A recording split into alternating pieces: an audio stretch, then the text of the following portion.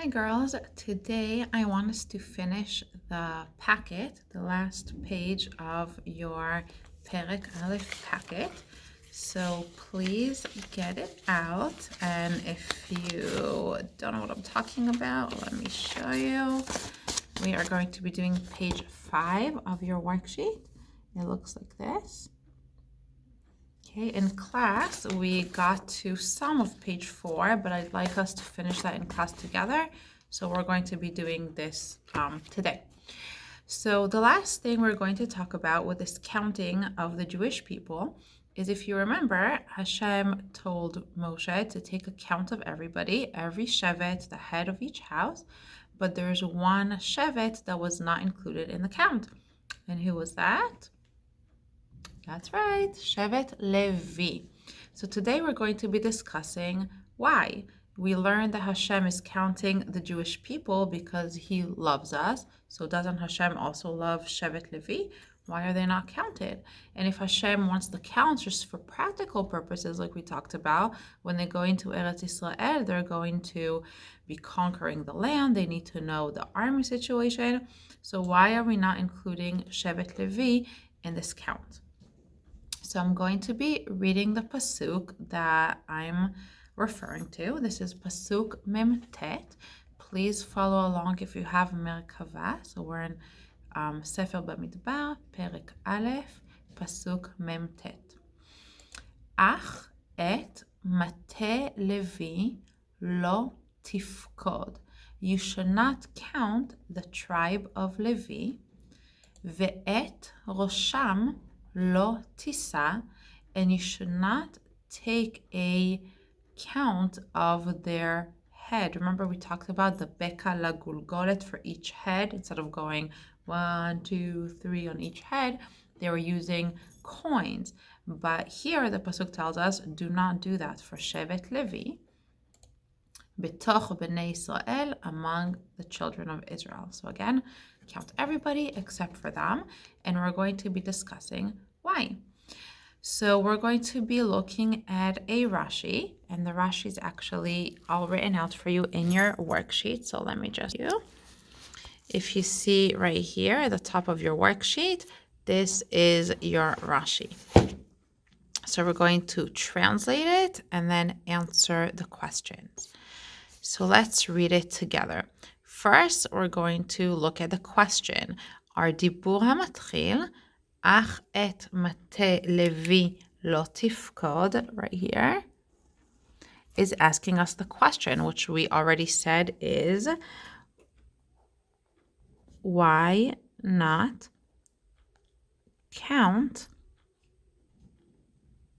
Shevet Levi? Should they not be a part of our count?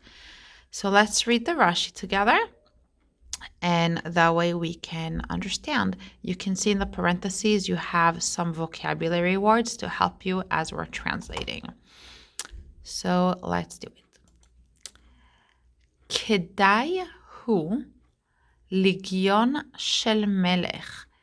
The legion, like the important people of a king, is deserving. So if you can see the word here, kedai means deserving. Legion, right here, this means the army, the legion of the king. A lot of times Rashi uses words that sound like they're in a different language, which it actually is. Rashi a lot of time uses translations.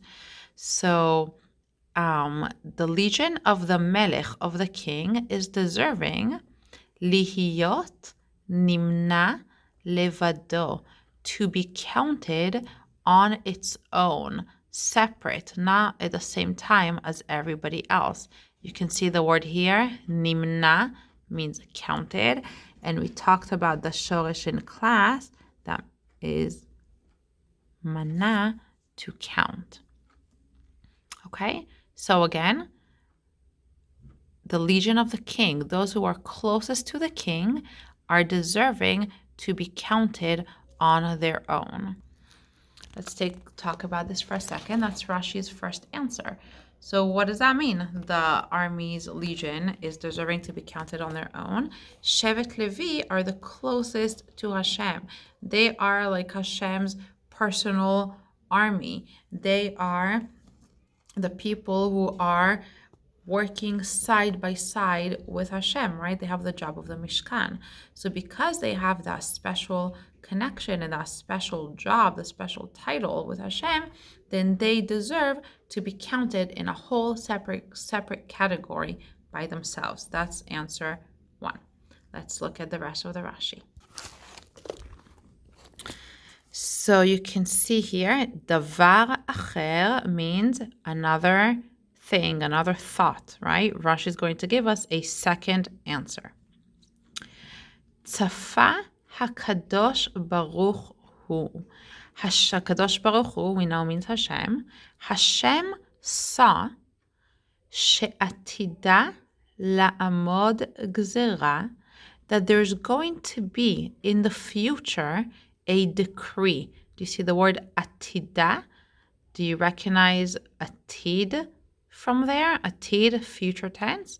So in the future, there's going to be a decree, a gzera, al kol hanimnin, on everybody who is being counted right now. See the shoresh again, to count.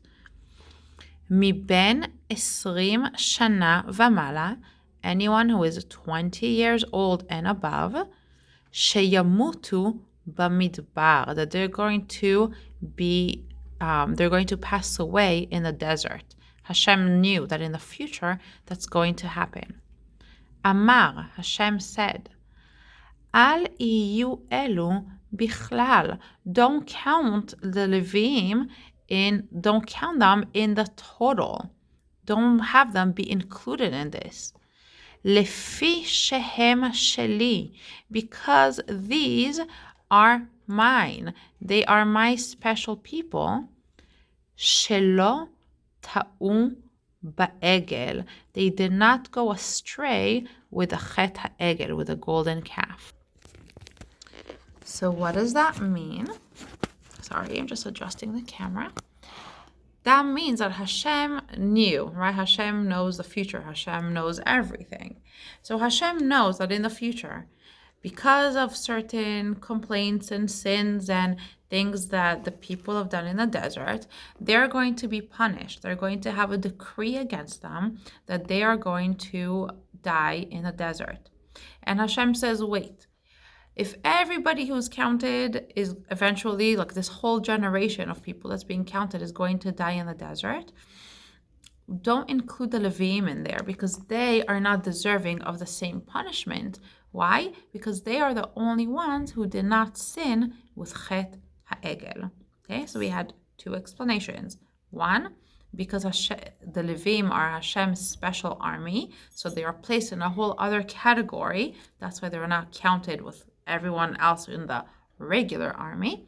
And answer 2, Hashem saw that all these people are going to be decreed to die in the desert, and the Levim do not deserve this punishment because they did not sin with the Chet HaEgel.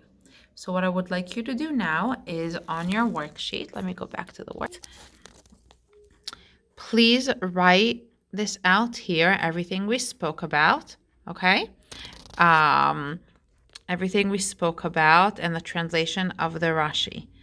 And look at number 11. According to the above Rashi, why was Shevet Levi counted separately? 2 answers. So that's what we spoke about. Up here, you're going to write the translation of the Rashi, right, that I just told you word for word. Down here, you're going to give me the two explanations. Number 1, number 2. Once you're done with those 2 things, you're also going to be recording yourself reading the Pasuk and the Rashi on Flipgrid, adding that as a separate assignment, all for today. So please make sure to do that. Make sure to take your drill. And other than that, I will wish you a Shabbat Shalom. I will see you guys on Monday. or Tuesday if you're the other group.